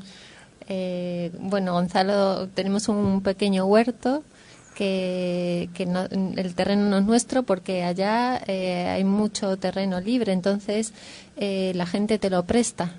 Si tú quieres, y muchas personas, sobre todo mayores, porque la gente joven, bueno, pues ya no le interesa tanto el tema de los huertos y todo eso, pero hay muchas personas mayores que tú les hablas y te dejan el terreno que quieras. Adolfo, algo que te haría mucha gracia a vos. Nos dicen, bueno, por lo menos me lo limpias un poco. Las maletas. Sí. Bueno, sí. Una última pregunta. El tema semillas, ¿cómo manejan con las semillas? Bueno, nosotros ahora vamos a empezar a tener nuestras propias semillas. Hay bancos de semillas muy buenos, hay uno en Salamanca muy bueno. Yo después les voy a pasar los datos. Por favor, sí. Pero son alternativos, son bancos de semillas de gente... Sí, que se junta, de gente intercambia. Joven. Sí. A pulmón. Y después... ¿Y las has probado? ¿Has probado las semillas? No, todavía yo no he recurrido al banco. Este año va a ser el primero. Sí, que bueno, en el pueblo hay gente que produce desde sus abuelos o bisabuelos el mismo tomate, por ejemplo, eso sí. Sí. Pero en general no hay un circuito comercial de semillas para producción orgánica. No que yo conozca. No que yo conozca, pero sí que hay lugares para la gente que tiene interés por la cuestión orgánica, hay muchos lugares donde se puede acceder a distintos productos. Cuéntanos un poco, hay un proceso de recuperación de tradiciones, de culturas que permitan la supervivencia en este momento de crisis. Esto es lo que más nos interesa al GRR, o sea, porque la gente ha ido perdiendo los mecanismos de que disponía, ¿no? Ha quedado como inerme ante el consumismo y ahora estalla el consumismo, ¿no? Entonces es importante ver la capacidad de recuperar esas formas de vida, ¿no? Que sí. Eso ustedes notan que hay hay gente que está intentando volver a tejer la red, pues en los pueblos se ha roto una red de vínculos, de sociabilidad que existía antes. Por ejemplo, viven de una forma un poco urbana a veces, o piensan de una forma un poco urbana. Claro. Nos pasa algo notable. Yo me acuerdo que cuando yo era chico iba a un pueblo, por ejemplo, San Cayetano, cerca de Necochea, y ya si me hacía el vivo, siendo porteño, es que me miraban un poco mal. Bueno, ahora se ha puesto de moda las despedidas de soltero.